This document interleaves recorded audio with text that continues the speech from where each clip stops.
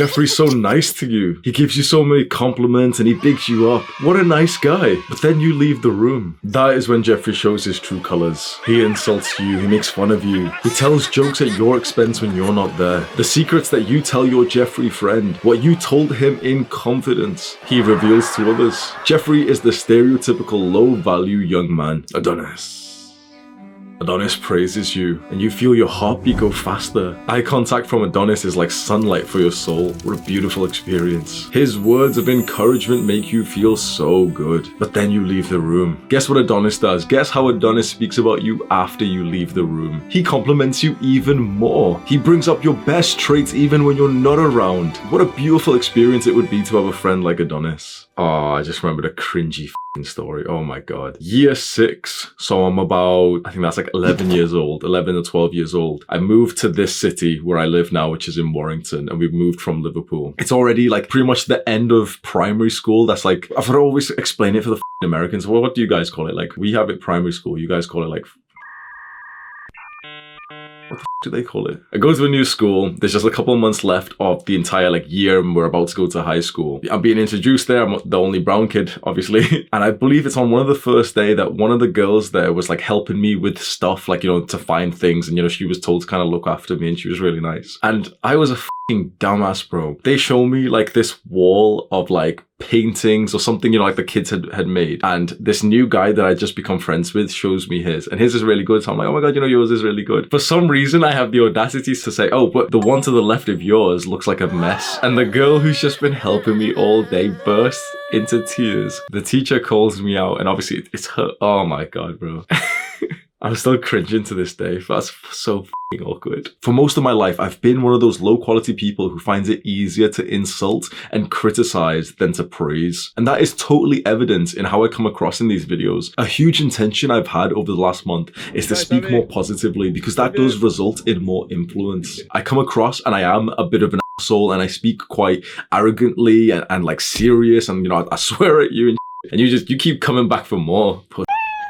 So what's interesting is that even though I'm not following like the best protocols for influence, that I should be praising you way more than I actually do and I should be insulting you less. You can see that there's still a good level of success with what we're doing here. So you can make things work when you're kind of like a normal person who gives out insults and criticism. But just because something works doesn't mean that it's the best that you could do. On our self-improvement journey, we strive to just continuously keep making progress in all areas of life. How we communicate with one another is so important. It's one of the most important things that you'll ever take the time to improve. One thing that you'll notice is that the highest quality people in your life, like the guys who are like up there, not just in one area, not just because they can sleep with lots of girls or not just because they look like Chad or they make a lot of money, but they have like everything, that the full package. You'll notice that those people are so much more positive and they give out more compliments and they'll hype you up. It's the low quality people who give out the insults. So how about you take some accountability right now? Which one are you? Let's say you're sat there with a couple of friends and then one friend leaves. Then your other friend says something like some gossip about him. So, he did this bad thing. Oh, he messed up doing this thing and everyone's laughing at him. Do you contribute to that? Don't just be a little bitch and lie because we're talking about this right now and you want to appear to be the highest quality person. Be totally honest because this is how you'd be able to improve. Use your awareness and think, wait, are you one of those people who would aid the gossip? Would you start the gossiping? Would you insult someone who's not there? Would you insult your friends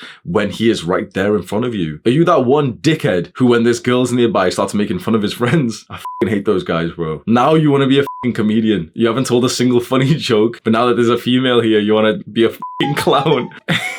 Or do you praise people? Do you encourage them? Do you compliment them? Encouraging people is one of the most beautiful, most important things that you can do if you want to improve your social skills, if you want to become a leader. People go to wherever they feel listened to and encouraged. That could mean that people will go to you if you're that person. And people either run away or cling on in a weird, like traumatic, self-defense, counterintuitive way to the people who insult them and hurt them. And you don't want people like that, those defenseless, vulnerable people, you don't want them to like stick onto you because you're the one who kind of triggers their childhood trauma. How do you talk about people? Just a few days ago, I was in the jacuzzi in my gym with my really, really good friend, my best friend, Chris, and then like a new friend that we've made named Sam. And Sam, like, he was so engaged in the conversation, asking us like really good questions, asking me questions about YouTube, the videos I make, about NoFap, entrepreneurship and everything. We're going to the sauna, we're talking about stuff, and eventually Sam leaves. So he fist bumps us and he leaves. And the first thing that, like, I'm actually actually proud that I said, the first thing that I said was, he's a sick guy. I think a few years ago,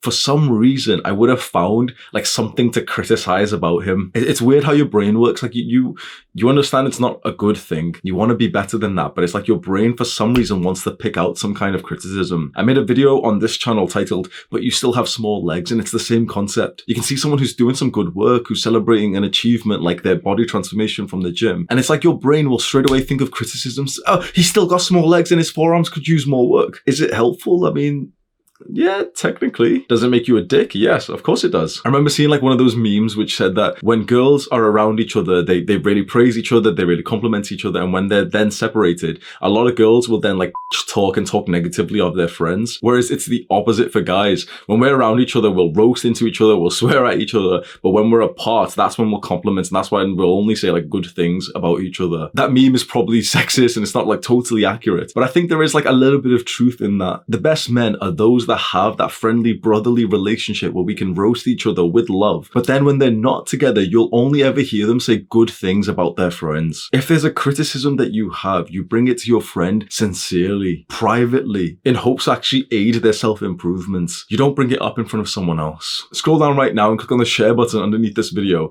Send the link over to a Jeffrey friend who might gossip too much. Do the hard work, especially when you don't feel like it. Mwah.